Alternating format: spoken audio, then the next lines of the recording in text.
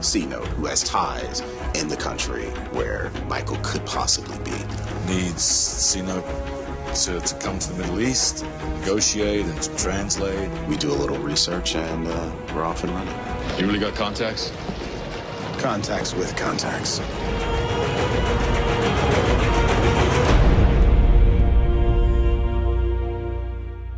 "7 years back, my brother waded into hell to save me. He was a genius that no prison could hold. We need to break him out, wade into that hell and find him, and bring him back to life." Michael reappears in a prison in Yemen, and that's changed him. He's got a new deadly set of skills. He's now always vigilant. It's always been one of the most interesting parts of the character to me is that he's a good man pursuing good ends. Please tell me, you still plan on getting us out of here? I'll start the process. But the means are somewhat shady. It's the good stuff, morphine derivative. I need access to your cell phone and a credit card number. His hands are dirty at this point in the story. Some of the prominent new characters are prison mates of Michael's. Then he gets faced with all the fact that we're gonna die in here? We're not gonna die. We're still getting out. All of us. He has formed an alliance that work together to hatch this plan to escape. Whit is Michael Schofield's right-hand man. He's very much the lovable rogue. Like a brother to me. I had zero, nobody, till you recruited me. He's very loyal and very dedicated to Michael and what we're trying to achieve together. Nobody has the ability to trust each other, but these few guys are in the same cell and they're from international territories, and they kind of bond together. Getting over that wall is just the start. And every one of you is crucial to that plan. He's got a whole new family, and there's a question, who is Michael now? Sometimes, my friend, I can't tell which is bigger, your plans or your lies. Every time I get the new script, I'm turning the pages, I put it down, I lay in my bed, and I just can't go to sleep. There just couldn't be a greater crucible to put them in. Like, everything is a threat from all sides, and you don't know who to trust. We're the only ones coming into the place. And the country's falling apart. Who's that contact again? Another new character is Sheba, who is trying to help her country from within while it's being eviscerated from without by this invasion of ISIS forces. This is very radicalized neighborhood.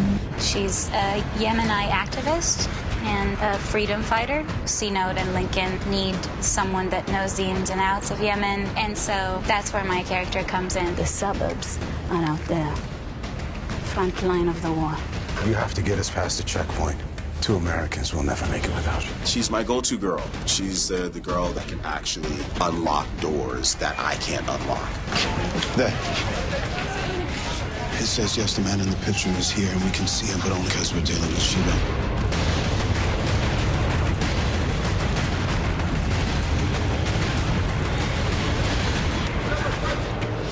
Michael.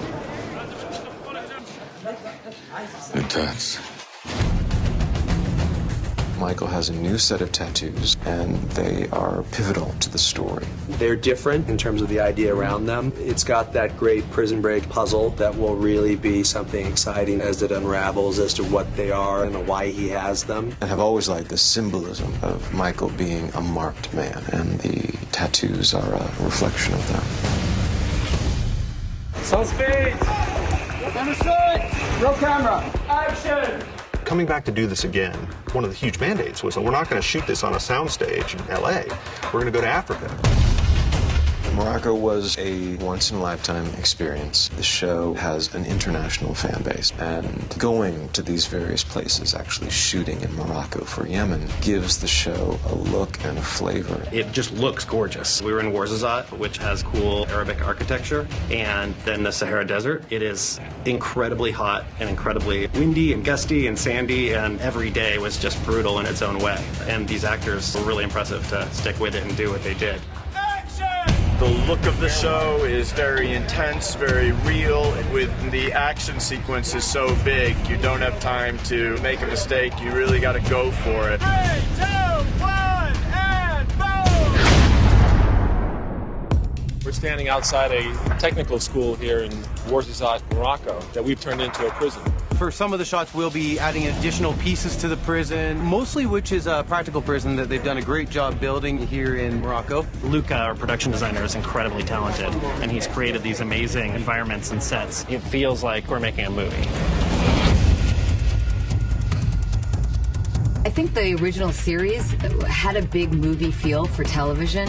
So besides the scope of actually where we're shooting, there will be planes, trains, automobiles, shipping vessels. I mean, you name it, it's in there. We're standing outside a technical school here in Ouarzazate, Morocco, that we've turned into a prison. For some of the shots, we'll be adding additional pieces to the prison, mostly which is a practical prison that they've done a great job building here in Morocco. Luca, our production designer, is incredibly talented, and he's created these amazing environments and sets. It feels like we're making a movie. I think the original series had a big movie feel for television. So besides the scope of actually where we're shooting, there will be planes, trains, automobiles, shipping vessels. I mean, you name it, it's in there. It's bigger than any other adventures because this is one that spans the globe. It goes from the Middle East to Europe to Africa, across the Atlantic, all the way back to the U.S. And ultimately the story is, what is the mystery of Michael Scofield?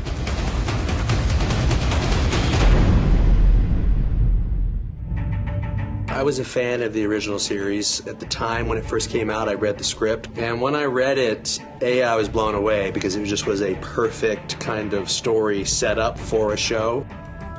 The thing that really stood out to me was the relationship between the brothers and what you're willing to do for family. I think we had a nice blend of action, adventure, and heart. It was about family, it was about sacrifice, it was about loyalty, brotherhood specifically, as well as like the cliffhangers and the cool engineering stuff and the tattoo. It has that DNA of the original Prison Break, and we all felt that there was more story to tell. It's going to be incredibly exciting. I think this is going to be better than the original Prison Break. I think more and more, especially in light of these last 9 episodes, there's also something about suffering and endurance. All of our characters go through extreme hardships, and I think there's something inspiring about watching someone endure and endure and endure and come out the other side. Well, one of the amazing things about the new season is I think that there's been some time off between the 4 seasons and this, which lets there be a little bit of a reset and build up the mystery again. What has happened to Michael? What has he been doing for the last 7 years? Why hasn't he contacted Sarah? Is he the same guy? Is he a good guy? Is he a bad guy? And that's sort of the fun. We've got 9 episodes to do what we used to do in 22. It is what you expect Prison Break to be, which is television by the edge of your seats. It's the way Paul Schering writes, and that's what makes him such a brilliant writer. He writes in a very multi-layered, almost Shakespearean kind of way, that just plots, just intersecting and weaving in and out, and at the end of the day, they all kind of connect, and it makes perfect sense. And people just are left like, give me the next episode.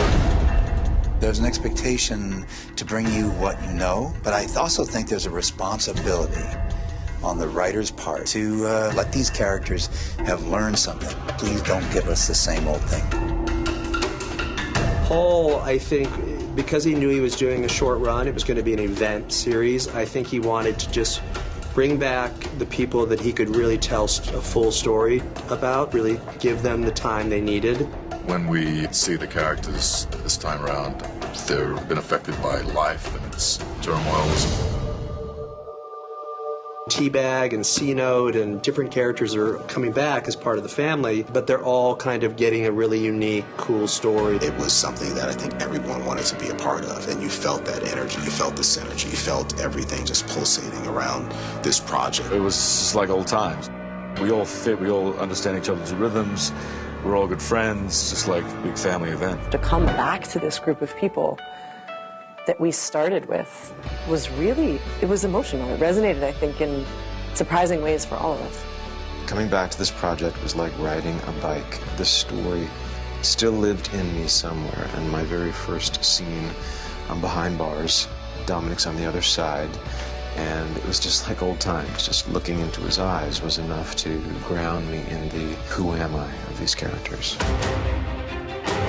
There's so many new people, so many new characters, incredible talent. The writing is top-notch. The compilation of the action and the intrigue and the drama is heightened dramatically. It's just non-stop thrills, non-stop mystery and information being revealed. It really matters that we deliver something that honors the commitment that the fans have given to us. You can expect what you always saw in Prison Break, which is a lot of shorter nails and a lot of, no, wait a minute, I gotta wait till next week. It's a grand epic. It's not constrained to a prison. It's not a throwback. It's right here, right now. It was a great show. It was a great experience. And I'll do it again. Let's go.